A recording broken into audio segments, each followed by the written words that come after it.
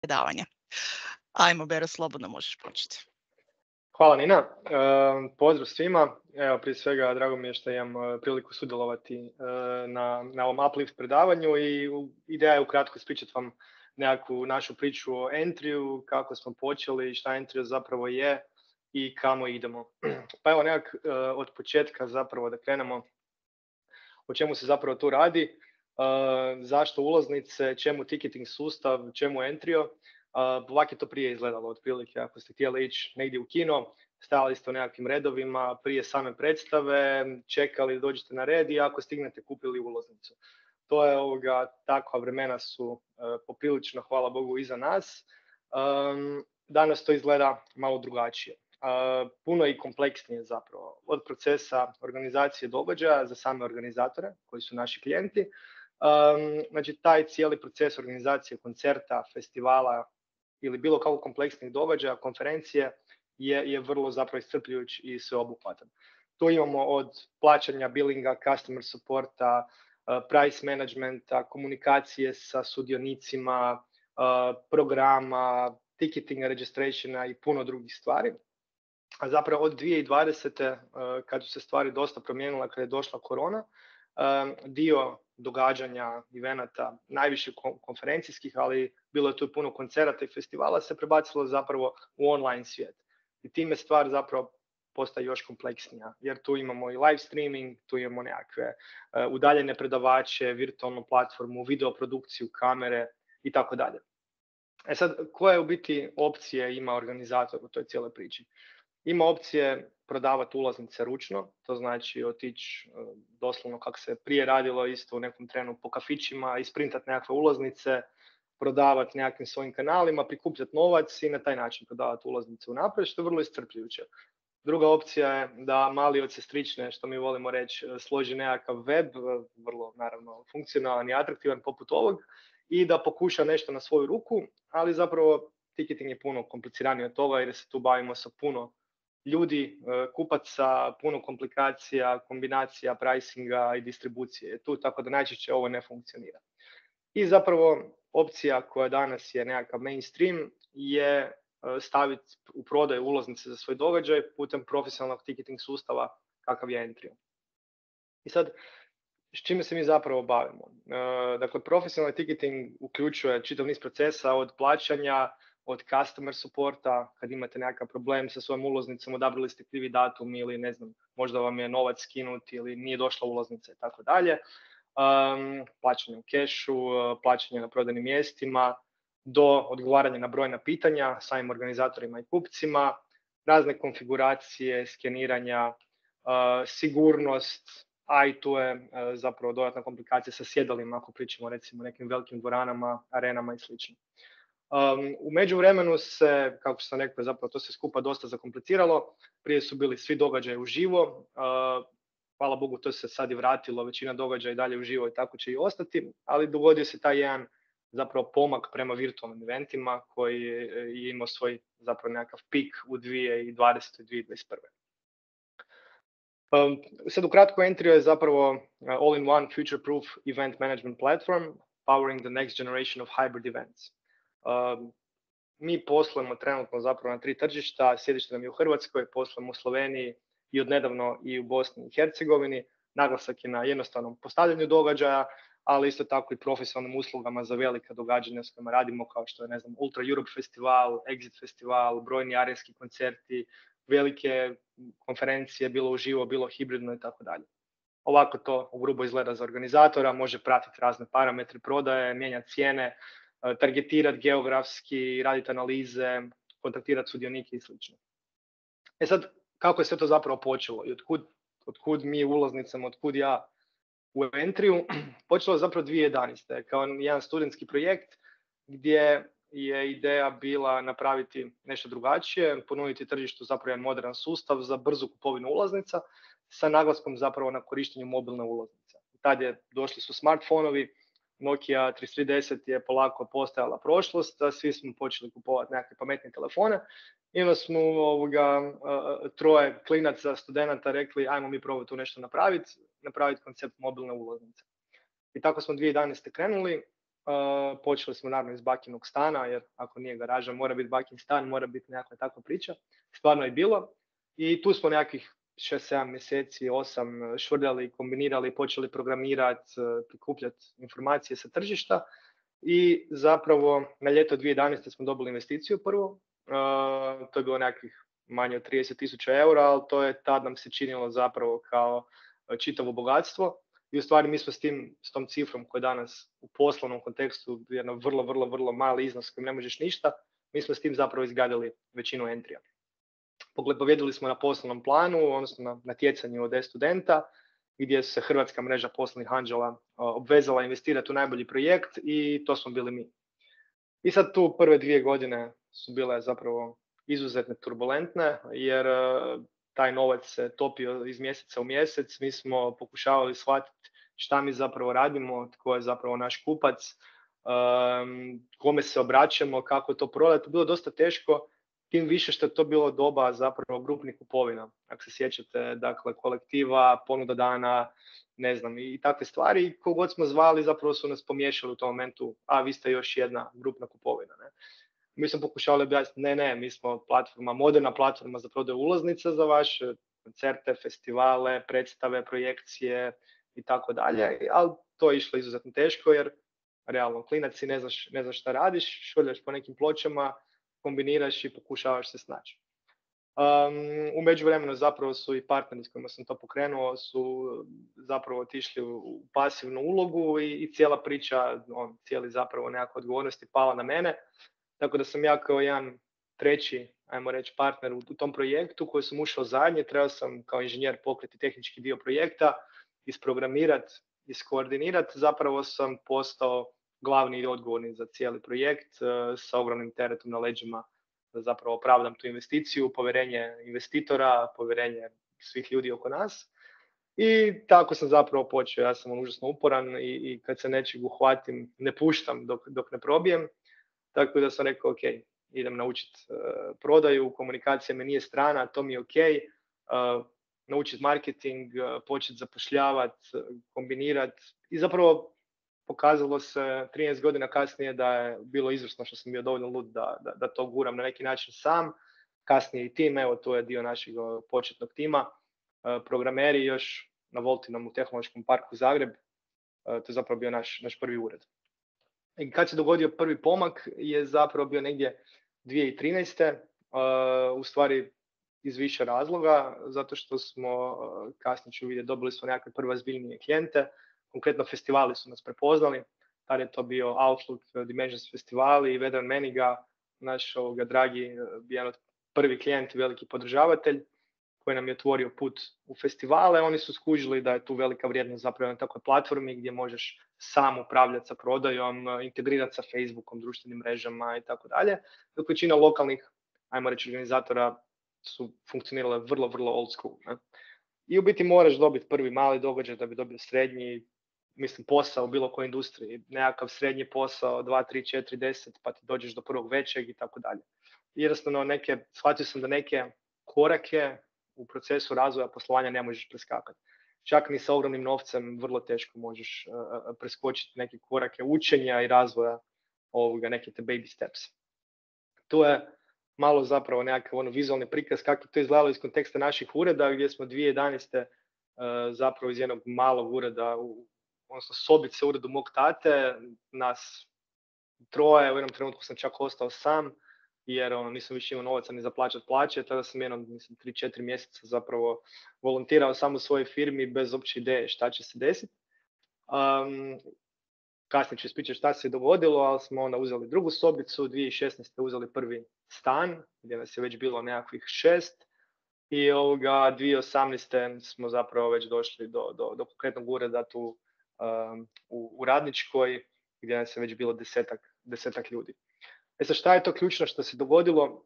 Zapravo 2013. kad sam shvatio, jednostavno čovjek mora shvatiti u početku i mora si moći priznat nekakvu grešku ili nekakvu krivu procjenu, krivu pretpostavku, što je često ljudima vrlo teško, što je nekom veći ego, to mu je teže priznat, makar i samom sebi pogrešku.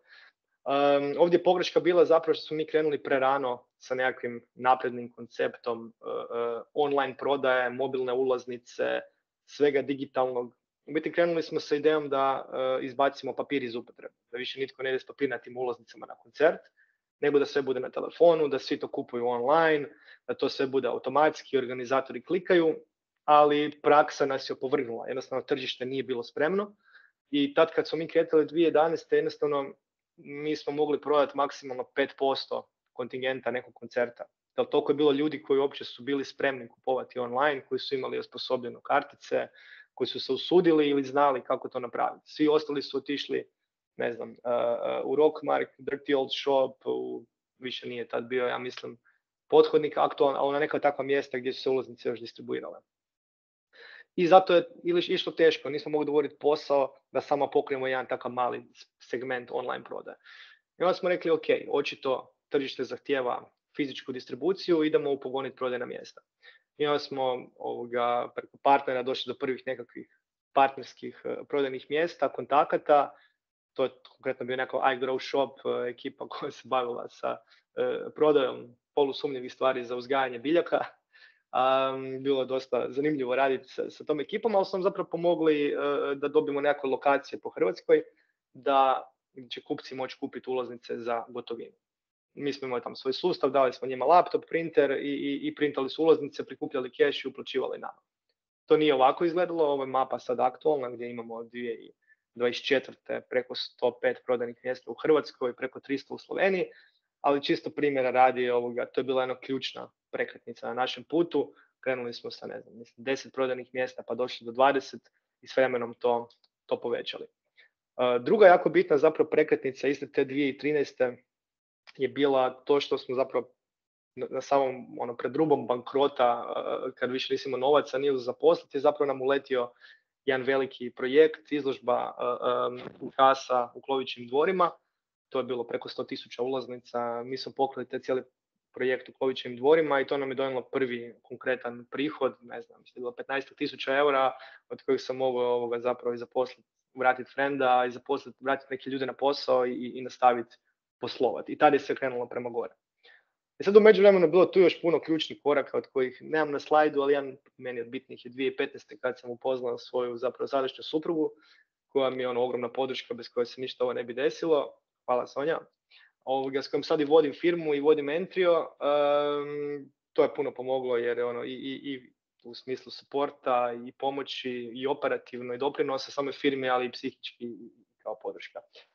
I tad su zapravo stvari krenule puno bolje. 2018. Smo otvorili fundraising kampanju, shvatili smo da trebamo dodatni kapital za širenje, htjeli smo otvoriti tržište Slovenije. To je na crowdfunding platforma gdje je zapravo nešto kao Kickstarter, ali zapravo za investiranje, gdje možeš postaviti svoj projekt, ideju, cilj, viziju i pozvati ljude zainteresirane mikroinvestitore da ulože u tvoju firmu. Neko sa 100 eura, netko sa 3000 eura, to su relativno mali iznosi, ali u biti mi smo prikupili nekakvih 140.000 eura, što nam je bilo značajan novac 2018. da oformimo tim i u Sloveniji i pokrenemo poslovanje na novom tržištu. Evo, to je ekipa sa launch eventa u Sloveniji. Zapravo, nakon toga je krenuo rast ozbiljni, dobivali smo prve nove organizatore u Sloveniji, samim time povezano tržište u Hrvatskoj je eksplodiralo, imali smo sve više koncerata, festivala, radili smo sa tvornicom kulture s kojim radimo i danas, skoro sve, počeli su dolaziti novi klubovi, jednostavno na svim frontama smo se počeli širiti. Radili smo jako puno, još uvijek ulažemo u digitalni marketing, znači pomažemo našim organizatorima doći do što više publike, pomažemo odraditi kvalitetne kampanje, imamo ogromne baze korisnika, primatelja newslettera i jako se trudimo u smjeru tog kontenta i oglašavanja. I jednostavno tržište je to prepoznalo, s druge strane puno ulažemo u tehnologiju koja se stalno razvija i proizvod kao takav koji smo napravili je jedinstven zapravo u ovom dijelu Europe i stvarno tehnološki, usudim se reći, daleko najnapredniji.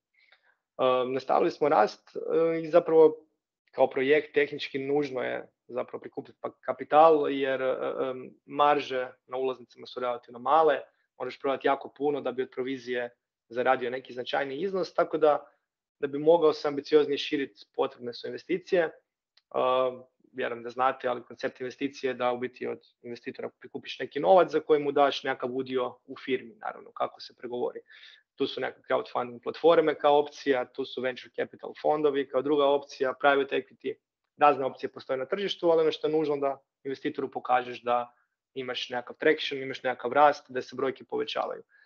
I mi smo zapravo 2021. Privukli investiciju Phil Rouge kapitala, €500,000, što nam je bio u tom trenutku stvarno jako velik novac i značajan, i s tim smo omogućili zapravo još dodatnu konsolidaciju firme, rast u svim smjerovima i otvaranje daljnjih tržišta. I sad ono što se desilo iste te zapravo, odnosno 2020. 2021. je ta nesretna korona koja nas je u potpunosti zapravo zaustavila, skoro zaustavila, sve je stalo, nismo znali šta dalje, i to je zapravo jedna ogromna lekcija poduzetnička i meni samom, zapravo i najponosniji sam na taj period, koliko god je bio težak. Sjećam se kao da je bilo jučer, bili smo u stanu, moja supruga i ja, i razmišljali šta ćemo, ekipa, zaposlenici su svi bili doma, niko nije mogao ništa raditi. I ne znamo do kada će trajati. Mi živimo od evenata, živimo od ulaznica, okupljanja su zabranjena, dakle, naš biznis kao takav je zabranjen. Znači, mi smo najgori neprijatelj broj 1 trenutnoj situaciji zdravstvenoj u zemlji, i bilo grozno, bilo depresivno, i imali smo opciju ili stati plakat, otići saditi mrkvu i ne znam, uzgajati povrće, ali smo odlučili udariti još jače, uložili nekakvi privatni novac i rekli, nema odustajanja, ako smo došli do ovdje, ako smo napravili to sve, zbog upornosti, nekakve vizije, idemo još jače dalje. I onda smo rekli, ok, prilagodit ćemo platformu, vjerujemo da će se dio sadržaja prebaciti u virtualni svijet, da će ljudi početi plaćati ulaznice za nekakav originalni live sadržaj preko interneta, što do sad nije bilo, svi su nam rekli, vi ste ludi, nema šanse da će neko platiti da gleda nešto pred ekranom, kao imaš YouTube, imaš televiziju, it's not going to happen, a zapravo dogodilo se. I to smo dosta dobro predvidjeli i prodali smo 2020. preko 120 događanja u virtualnom ili hibridnom formatu. To je bilo od raznih klasičnih koncerata do konferencija, preko koncerta Josipe Lisac, fenomenalnog, gdje su se spajali 1000 ljudi iz cijelog svijeta i plaćali ulaznicu, i to ne malu, da to pogledaju, do stand-up comedy showa, hibridnog koncerta Masima u Lisinskom, gdje je dio ljudi bio po onim tadašnjim mjerama epidemiološkim u Lisinskom, ne mislim na 200 ljudi, svakih 10 metara valjda čovjek, bilo je dosta tužno, ali 1000 ljudi se spojilo online. I zapravo taj koncept hibridnog eventa, gdje isti event može dio ljudi gleda na lokaciji sa fizičkom ulaznicom, a dio ljudi gleda od doma iz bilo kojeg dijela svijeta, se pokazuje super zapravo. I to smo mi sve omogućili kroz našu platformu i ponudili smo biti organizatorima izlaz iz tadašnje situacije i nekakvu, ajmo reći, zaradu da stvari ne stoje, nego da izvođači pjevaju, predaju, pričaju, nasmijavaju publiku, da organizatori zarađuju, da nekako se stvar kreće. I mi smo na leđima toga zapravo sve što se odradilo tada na tržištu smo praktički odradili mi, od live eventa do online eventa, i to nam je omogućilo da još više pozicioniramo se na tržištu i narastemo i ojačamo. Kad je, hvala Bogu, stvar se stišala i prestala, bila eksplozija, još uvijek zapravo traje ta eksplozija događanja, jako velika ponuda, ali ljudi su željni i još više izlaze i kupuju ulaznice nego prije. I zapravo u tom cijelom nekakvom timelineu najnovija stvar je što smo 2023. otvorili novo tržište Bosne i Hercegovine, entry.ba, tako da danas poslujemo sa lokalnim uredima u Sloveniji, Hrvatskoj i u BiH. To je najnovije tržište, ali zapravo super je rast, super je prilika. I ono što je još bitnije, sad smo kao platforma stvarno međunarodna platforma koja omogućava ljudima, organizatorima i kupcima da idu na događanja u cijeloj regiji. I to nam je jedna totalno nova pozicija iz koju ćemo dalje graditi svoj regionalni rast. Kad smo pričali zapravo o uredima, 2024. smo ovdje, sad smo u Green Goldu, nekakvih 250 kvadrata, nekakvih 18 ljudi na lokaciji, ali sve skupa sa širom regijom je zapravo 28, skoro 29 ljudi ukupno rade full time, i to će još dosta rast u ovoj godini. Nekakav samo detalj s jedne konferencije gdje su ljudi malo mobilnu ulaznicu čudno shvatili pa donijeli zapravo ju barkod na laptopu, ali svašta smo se nagledali zapravo u zadnjih 13 godina, tako da ovo je samo mali detalj. Sad, kako to izgleda iz perspektive rasta prodaje, onaj hockey stick takozvani što vole visi investitori zvati graf rasta krivulje, zapravo tu skoro po školski, jest da je dugo trajalo, jako dugo, ali zapravo isplatilo se. Ne? Tu vidimo zapravo gdje je ova rupa u 2020-2021 zbog korone, ali zapravo na tu rupu sam stvarno najviše ponosan jer umjesto da je nula, mi smo zapravo preko 3, skoro se skupa 4 milijuna eura u te 2 godine prometa ulaznica ostvarili. I kad su se mjere maknule, zapravo rast samo nastavio i još više eksplodirao. Mi smo prošle godine imali, to jest prodavali smo ulaznice za preko 3,5 tisuće događaja na ta 3 tržišta, skoro 1 milijun ulaznica i preko 16 milijuna eura bruto prometa ulaznica. Naravno, naša zarada je tu dosta manja, radimo na proviziju, ali zapravo su brojke koje su nam bile nezamislive čak i prije 3 godine. Ovo je dio trenutnog tima u Hrvatskoj, a neki dan smo imali baš i sastanak all hands i sam nisam uvjerovao zapravo koliko nas ima, jer jednom kad je krenuo taj rast stvarno ide jako, jako brzo i najveći izazov zapravo je organizacija i sad se s tim bavimo sa unutarnjom organizacijom, strukturom, middle managementom, edukacijama ljudi, zapravo jako puno vremena odlazi na HR i na taj dio priče, gdje još pred par godina sam se bavio tehnologijom, prodajom, danas se zapravo vođenje takve firme skoro isključivo svodi na vođenje ljudi i naravno strateško širenje. Neki od klijenata s kojima radimo zapravo poznati su Ultra Europe kao najveći festival u ovom dijelu Europe, Outlook festival, radili smo sa brendovima poput Huawei-a, Europske komisije, Infobipom, radimo konkretno konferenciju u Miamiju, idemo u 4. mjesecu. Dakle, imamo neke izdvojene projekte i u Kanadi i u Americi, ali pretežito je to lokalno, dakle Hrvatska, Slovenija, BiH i sa ciljem zapravo regionalnog širenja. Nekakve vrijednosti koje mi zapravo njegujemo u firmi i koje su se meni pokazale izuzetno važne kroz tih 13 godina poduzetničkog iskustva, zapravo pouzdanost, poštivanje dogovora, smatram da je to izuzetno bitno za integritet kako poduzetnika s jedne strane, tako i radnika i općenito odnosa između dvoje ljudi. Iskrenost i otvorenost koju stvarno njegujemo, jer ako je neki problem, bolje je za sve da se iskomunicira na vrijeme, umjesto da se čuva, da se ispliva na površinu zajedno sa hrpom drugih stvari kasnije, to je vrlo toksično. Marljivost i kvaliteta usluge, ono na čem jako inzistiramo, kvaliteti prema našim klijentima, organizatorima, ali i kupcima ulaznice. Jako bitan nam je taj fair play, ukoliko nešto zeznemo, trudimo se to popraviti, trudimo se to kompenzirati financijski ili na bilo koji drugi način i naučiti nešto iz te greške. Naravno, lojalnost, timski rad i kolegijalnost kao dio te priče gdje stvarno svi naglašavaju u našem timu, to sam jako ponosan da je timski duh stvarno na visokoj razini. Ako neko zapne, uvijek neko pokrije, nikad nije bio problem, idemo svi neko zajedno prema istom cilju i to su neke vrijednosti koje se nama pokazale kao zapravo temelj kvalitetnog rasta, temelj kvalitetnog poslovanja i ono na čem zapravo sad radimo u sklopu te reorganizacije i strukturiranja je automatizacija svega što se može automatizirati, jer neki procesi koji su do jučer bili ok da odradiš kroz 3 Excelice ili da poklikaš nekih 5 gumbiju, na ovoj količini događanja od 3,5 tisuće, koje očekujem da će ove godine preći 4,5 tisuće, je već jako puno vremena, uzima jako puno košta, tako da sad počinjemo svi zajedno gledati s nekakvim drugačijim naočalama taj naš biznis.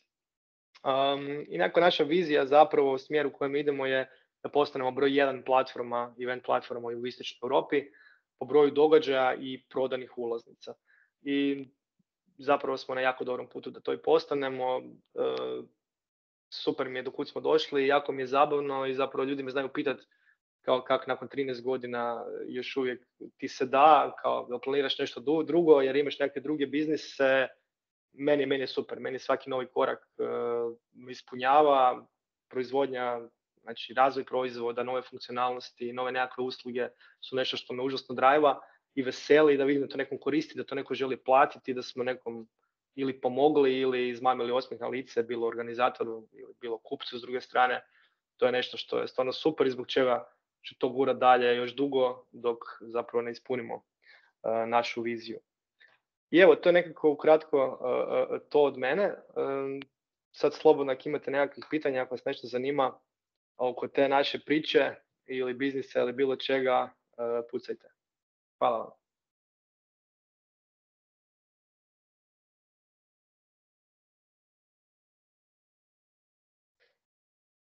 Evo, Igor pita ima li umjetna inteligencija što raditi u biznisu kojim se Entry bavi i kakvi su tu planovi. Apsolutno ima.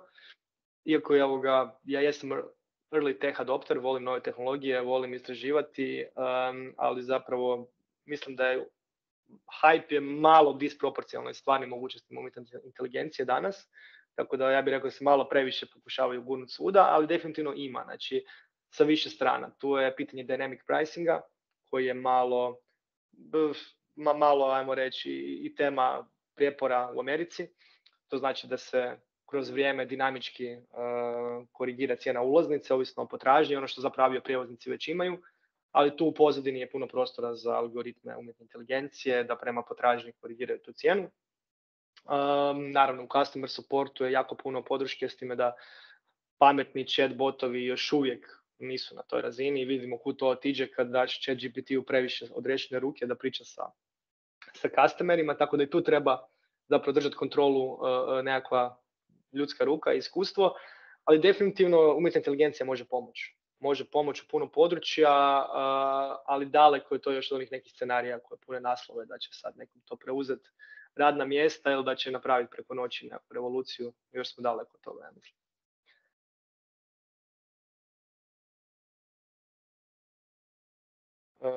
Evo, Jasmina pita, čestita na ustrajnosti, ideji i uspjehu. Hvala, Jasmina. I što bi istaknuo kao nešto što mi je na početku najviše pomoglo da postanemo vidljivi i prepoznatljivi? Pa zapravo vidljivost i prepoznatljivost je trajala godinama i godinama. I nema jedne stvari koja nam je tu pomogla. Općenito stvar koju ja uvijek ističem, koju smatram svojom najvećom odlukom je upornost. Ja sam lik koji je stvarno uporan i ako nešto vjerujem, stvarno sam spreman to gurati jako daleko i do razine gdje ljudi će misliti da sam lud. Ne?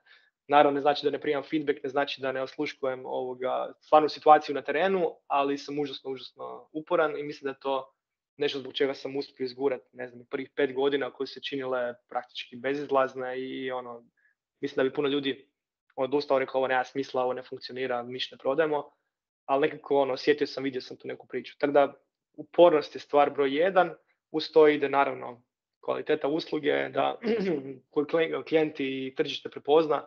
Ako se stvarno trudiš isporučiti kvalitetnu uslugu, kažem, kad zezneš, ako priznaš da si zeznuo, ako to na neki način skompenziraš, to su stvari koje su ljudima bitne i onda ti se ljudi vraćaju. Mislim da je to jedna od najbitnijih stvari.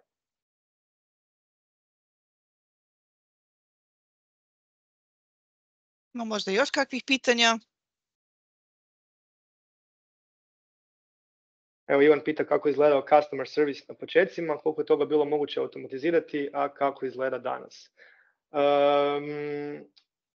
Pa zapravo customer service u ovom trenutku izgleda skoro isto kako izgledao i tad, osim što ima 100.000 puta više posla i upita i tiketa. Mi zapravo sad radimo na nekakvim optimizacijama i automatizacijama.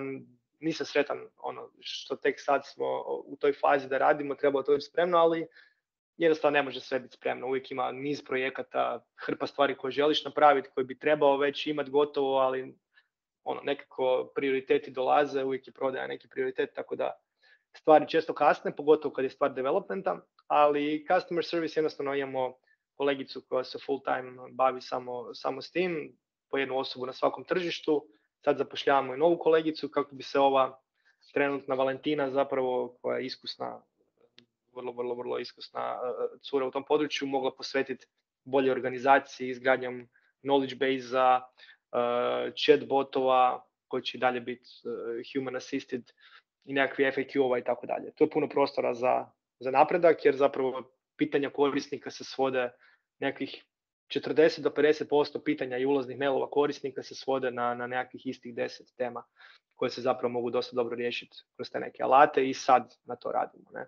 Ali dalje je to manualan proces, što s druge strane ljudi i cijene. I vidi se kad je nekakva osoba s druge strane i odgovori personalizirano i prilagođeno i ljudi to stvarno cijene, ostavljaju nam super ocjene na Google i na ostalim platformama, tako da nije to ni loše. Ne treba sve automatizirati do kraja.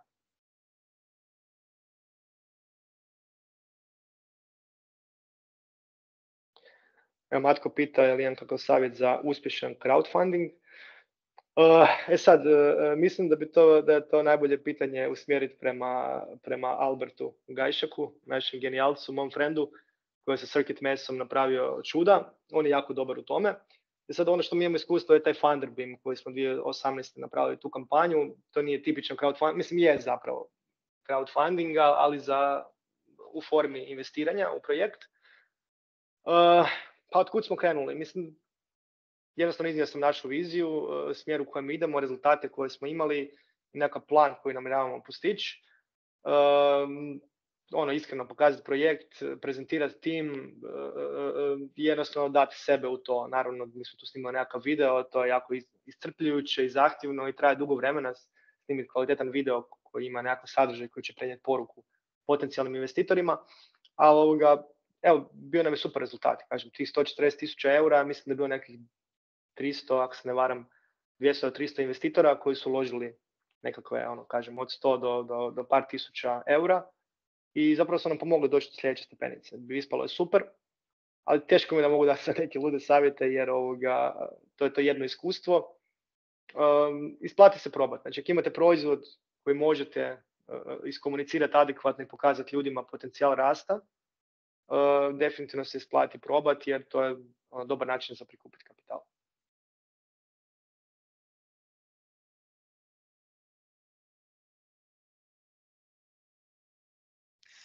Ok. Ako će biti još pitanje, možda Berislave, ako možeš ostaviti kontakt mail u chatu, pa da ako nekom još padne kakvo pitanje na pamet, nek slobodno pošalje. Hvala ti puno na prezentaciji, bilo je jako zanimljivo. Svima ćemo poslati link kao i do sada na snimku, a onda evo Berislava još možete poslati pitanje mailom ako ih ima. Hvala svima. Hvala svima i čujemo se. Eto, ugodan ostatak dana. Pozdrav! Također.